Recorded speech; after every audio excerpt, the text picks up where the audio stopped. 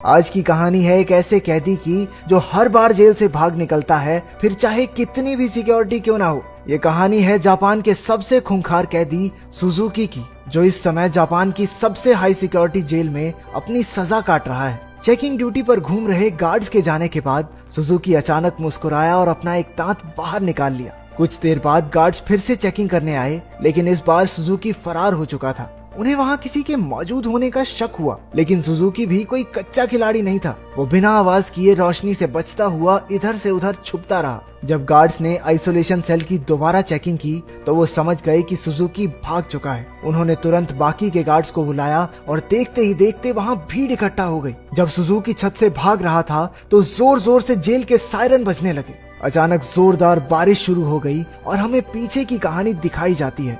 12 साल पहले कुछ कैदियों को एक जेल में लाया गया था। उनमें से एक सुजुकी भी था जो वहां 10 साल की सजा काटने आया था। क्योंकि वो कभी कुछ बोलता नहीं था तो सबने मान लिया कि वो शायद गूंगा है। उसकी छाती पर माउंट फीजी का उल्टा टैटू भी था। सुजुकी उस समय भी जेल से भागने के लिए मशहूर था और अब तक 3 बार ऐसा कर चुका था। इसके बाद सुजुकी को एक छोटे से कमरे में लाया गया जहाँ सिर्फ एक रोशनदान था। उसने रोशनदान को ध्यान से देखा। उसके दिमाग में जरूर कुछ चल रहा था। बाहर गार्ड ने जेल के वार्डन मिस्टर कानीमुरा से कहा कि सुजुकी इस बार तो हरगिज नहीं भाग पाएगा, लेकिन जैसे ही उसने शीशे से देखा सुजुकी तो पहले ही गायब हो चुका था। वार्डन ने पूरे शहर को घेरने के ऑर्डर्स दिए ताकि सुजुकी किसी भी हालत में बच ना पाए, लेकिन गार्ड्स ने तो उसे 20 ही मिनट में पकड़ लिया। पता नहीं क्यों पर सुजुकी ट्रेन की पटरी पर सीधा भागता जा रहा था। इसके बाद उसे फिर से उसी कमरे में कैद कर दिया गया, लेकिन इस बार उसके हाथों में हथकड़ियां थी। जब एक गार्ड ने अंदर झांक कर देखा तो सुजुकी मुंह पर चादर ओढ़े सो रहा था। गुस्से में उसने सुजुकी को चादर हटाने को कहा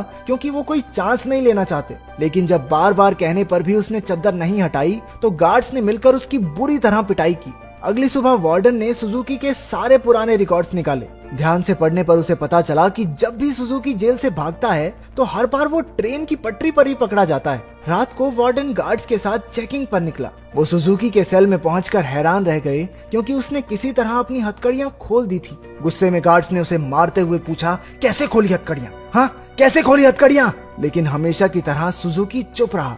एक बार फिर से उसकी जमकर धुलाई हुई। एक दिन सुजुकी एक छोटी सी तार से खेल रहा था जिसे किसी तरह छुपाकर वो जेल के अंदर ले आया था। सवाल ये उठता है कि वो इस तार को अंदर लाया कैसे? मुंह में छुपा के? ना, गू में छुपा के। इसी तार की मदद से वो अपनी हथकड़ियां खोलता था। कुछ दिन बाद वार्डन 1 हफ्ते की छुट्टी पर अपने घर चला गया।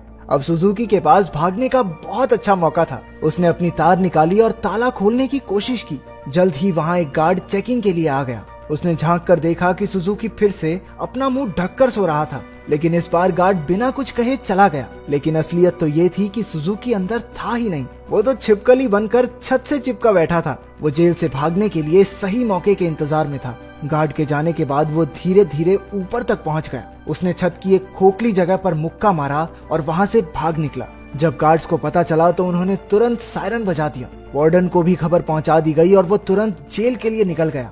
अगली सुबह पुलिस वाले सुजुकी को पकड़ने का प्लान बना रहे थे। तभी वार्डन भी वहां पहुंच गया। उसने कहा कि सारे प्लान छोड़कर सिर्फ एक टीम पास की ट्रेन की पटरियों पर भेज दो। ऑफिसर्स को भी लगा, अरे बूढ़ा हो गया वार्डन, दिमाग सठिया गया इसका, अरे वो पागल थोड़ी है, हर बार सेम जगह जाएगा। लेकिन जब वार्डन ने उन्हें विश्वास दिलाया कि उसे 100% भरोसा है कि सुजुकी वहीं मिलेगा, तो उन्होंने उसकी बात पर भरोसा करके टीम भेज दी और उसकी बात सच भी निकली। सुजुकी को एक बार फिर से ट्रेन की पटरियों पर पकड़ लिया गया। जेल से निकलने में तो ये चाचा चौधरी बन जाता है, कंप्यूटर से तेज दिमाग। बाद में क्या हो जाता है इसे? क्योंकि वार्डन की सूझबूझ की वजह से सुजुकी पकड़ा गया तो उसके काम से खुश होकर उसे प्रमोट कर दिया गया। अब वो एक बड़ा ऑफिसर बन चुका था जो देश की सारी जेलों में जाकर कैदियों की हालत की चेकिंग करता था। उधर सुजुकी एक बार फिर से भाग निकला और फिर से पटरियों पर पकड़ा गया। हर साल उसे एक नई जेल में भेजा जाता जिसमें और ज्यादा टाइट सिक्योरिटी होती, लेकिन वो हर जगह से बचकर निकल जाता था। इसी वजह से मीडिया ने उसे स्टार भगौड़े का खिताब दिया और वो पूरे देश में मशहूर हो गया। 12 साल बाद उसे सेंट्रल जेल में लाया गया। यहाँ वो कड़ी सिक्योरिटी में था क्योंकि 10 गार्ड सिर्फ उसी पर निगरानी रखने के लिए खड़े थे। उसका कमरा भी पूरी तरह सीमेंट से बना था और दरवाजे पर कई ताले थे। ये वही आइसोलेशन सेल है जो हमने कहानी की शुरुआत में देखा था। गार्ड्स के जाने के बाद सुजुकी ने चारों ओर नजर दौड़ाई। वो एक बार फिर से भागने की तैयारी में था, एक गार्ड ने खाना लाकर उसके सेल में रखा, लेकिन उसके जाने से पहले ही सुजुकी ने उसे पकड़कर हथकड़ी लगा दी। गार्ड ने तुरंत सीटी बजा दी, जिससे कई और गार्ड्स वहां आ पहुंचे। उन्होंने मार मार कर उसकी बुरी हालत कर दी। होश आने पर सुजुकी ने दरवाजे से गार्ड्स को जाते देखा। उसके चेहरे से खून टपक कर लोहे की सलाखों पर गिर रहा था। अगली सुबह गार्ड्स ने उसकी हथकड़ियों पर कुछ और पेंच कस दिए ताकि इस बार वो उन्हें खोल ना पाए। जाने से पहले वो एक बार फिर से उसके शरीर की थोड़ी मेंटेनेंस करके गए। इसी तरह सुजुकी के दिन बीत रहे थे। वो जानबूझकर गार्ड से पंगे लेता, वो उसे मारते और फिर वो अपना खून लोहे की सलाखों पर टपकाता।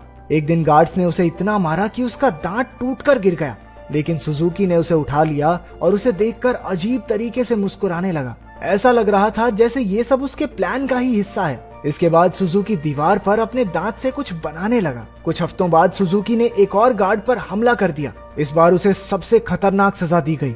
उन्होंने उसे एक लंबी जंजीर से बांधकर ऊपर लटका दिया। 1 साल बीत गया और सुजुकी अभी भी सजा काट रहा था। उसकी हालत बहुत बुरी हो चुकी थी। शरीर सड़ने लगा था और उसके घावों पर कीड़े पड़ चुके थे। आखिरकार उस शाम गार्ड्स ने आकर उसकी जंजीरें खोल दी। पूरे 1 साल बाद उसे चैन की सांस आई थी। उधर पुराना वार्डन मिस्टर कानेमुरा वहां की जांच करने पहुंचा। उसने आइसोलेशन सेल में जाकर देखा कि सुजुकी की हालत बहुत खराब थी, लेकिन वो उसे नजरअंदाज करके वहां से चला गया। इसके बाद वही रात आई जहां से कहानी की शुरुआत हुई थी। जब बाहर बिजली कड़कने लगी तो सुजुकी ने अपने प्लान को अंजाम दिया। उसने अपना दांत निकाला और हथकड़ियों के पेंच खोलने लगा। असल में सुजुकी दीवार पर दांत से कुछ बनाता नहीं था, बल्कि वो तो उसे घिस घिस कर तीखा कर रहा था ताकि उसके इस्तेमाल से पेंच खोल सके। हथकड़ियों से आजाद होकर उसने दरवाजे पर जाकर लोहे की सलाखों को धक्का देना शुरू किया। लगातार खून टपकने की वजह से सलाखों पर जंग लग चुका था। कुछ ही पलों में सलाखें टूट गई और सुजुकी जेल से फरार हो गया। इसके बाद सुजुकी के जन्म की कहानी बताई गई। उसके पैदा होते ही उसकी माँ की मौत हो गई थी और उसका बाप जेल में सड़ रहा था। इसी वजह से वो अपने रिश्तेदारों के घर पला। एक दिन सुजुकी जंगल में प्रैक्टिस कर रहा था जब उसे दूर से एक आदमी आता दिखाई दिया। ये कोई और नहीं उसका बाप था। उन्होंने कुछ समय बातें की और तभी उसने अपने पिता की छाती पर माउंट फीजी का एक टैटू देखा। बदकिस्मती से जल्द ही वहाँ कुछ पुलिस वाले आ गए जो सुजुकी के पिता को पकड़ना चाहते थे। वो उन्हें देखकर रेल की पटरी पर सीधा सीधा भागने लगा। इस दिन सुजुकी ने कसम खाई कि एक ना एक दिन अपने पिता से जरूर मिलेगा। वर्तमान समय में सुजुकी फरार होकर एक बार फिर से पटरियों पर दौड़ रहा था। मिस्टर कानीमुरा ने पीछे से उसे रुकने के लिए आवाज दी और हैरानी की बात यह थी कि वो रुक भी गया। कुछ ही देर में गार्ड्स की एक टीम आकर उसे पकड़कर ले गई। देश की सबसे कड़ी सिक्योरिटी की जेल भी सुजुकी को नहीं रोक पाई, इसलिए मिस्टर कानीमुरा ने उसे धरती की सबसे खतरनाक जेल प्रिजन आइल में भेजने के ऑर्डर्स दे दिए। प्रिजन आइल किसी मामूली जेल की तरह नहीं थी। वो समंदर के बीचों बीच बनी थी जहां लगातार तेज बहाव रहता था और सबसे जरूरी बात वहां ट्रेन की पटरी तो बिल्कुल नहीं थी और तो और समंदर शार्क्स से भरा हुआ था, इसलिए वहां से भागकर बच निकलना एकदम नामुमकिन था। जेल के अंदर के हालात भी इतने ही खतरनाक थे। पूरी जेल में चारों ओर हजारों गार्ड्स थे और अगर कोई कैदी भागने की कोशिश करता तो उसे देखते ही गोली मार देने के ऑर्डर्स थे। जब सुजुकी वहां पहुंचा तो उसे तुरंत उसके सेल में बंद कर दिया गया। वो कोई कमरा नहीं बल्कि कुछ रॉड्स थी जिन्हें सुजुकी के शरीर के आसपास ऐसे जोड़ दिया गया था जिससे भागना तो दूर वो हिल डुल भी ना सके। उधर कानीमुरा ने जेल की लाइब्रेरी में जाकर सुजुकी के बारे में जानकारी निकालनी शुरू कर दी। ढूंढने पर उसे कुछ पुरानी फाइल्स मिली जिन्हें वो पढ़ने लगा। उधर जेल में सुजुकी ध्यान लगाकर खड़ा था। हालांकि बाकी लोगों के लिए वहां से भागना नामुमकिन था, लेकिन सुजुकी के दिमाग में कुछ तो खिचड़ी पक रही थी। अचानक उसने अपने दोनों कंधों को डिसलोकेट कर लिया और उस छोटी सी जगह से सिकुड़कर धीरे धीरे बाहर निकलने लगा। एक कैदी ने उसे ऐसा करते देख लिया, लेकिन वो इतना नशे में भंट था कि कुछ बोल नहीं पाया। उधर कानीमुरा अभी भी अपनी रिसर्च कर रहा था कि जेल के सायरन बजने लगे। हालांकि परेशान होने की बजाय जेल का वार्डन खुश हो गया क्योंकि वहां से बचकर निकलने का कोई रास्ता था ही नहीं। ऊपर से आज सारे गार्ड्स को एक कैदी को गोली मारने का मौका मिलेगा। मिस्टर कानीमुरा ने उसे समझाने की कोशिश की कि सुजुकी कोई आम कैदी नहीं है, लेकिन वार्डन ने उसकी बात को नजरअंदाज कर दिया। अगली सुबह कई गार्ड्स को बंदूकें देकर पूरे आइलैंड में फैला दिया गया। वार्डन अपने आदमियों को कुछ समझा रहा था कि वहाँ मिस्टर कानीमुरा आ गया। उसने वार्डन को बताया कि सुजुकी असल में अपने बाप को ढूंढने आया है जो इसी आइलैंड पर कैद है। ये सुनकर सब हक्के बक्के रह गए और तभी सुजुकी की असलियत का खुलासा हुआ। असल में अब तक जो भी हुआ वो सब सुजुकी के प्लान का एक हिस्सा था। वो बार बार जेल से भागकर जानबूझकर पकड़ा जाता था ताकि आखिरकार प्रिजन आइल तक पहुंच सके। उसका असली मकसद था अपने पिता को आजाद करवाना। आखिरकार सुजुकी अपने पिता से मिला और एक दूसरे को इतने साल बाद देखकर दोनों खूब रोए। बदकिस्मती से मिस्टर कानीमुरा वार्डन और बाकी के गार्ड्स के साथ वहीं आ रहा था, लेकिन उनके पहुंचने से पहले ही सुजुकी उस बूढ़े आदमी के साथ गायब हो गया। सुजुकी अपने पिता को आइलैंड के छोर तक ले आया। उसने पहले से ही वहाँ एक पैराग्लाइडर तैयार कर रखा था। दोनों पैराग्लाइडर पर चढ़े और दूर उड़ गए। दूसरी ओर मिस्टर कानीमुरा ने एक बूढ़े आदमी से बात करने की कोशिश की जो सुजुकी के पिता के साथ ही कैद था। तभी उसने माउंट फिजी का एक टैटू उस आदमी की छाती पर देखा, जिसका सीधा मतलब ये था कि इतने सालों की कड़ी मेहनत के बाद भी सुजुकी गलत आदमी को लेकर भाग गया। अब इससे बुरी किस्मत तो किसी की नहीं हो सकती।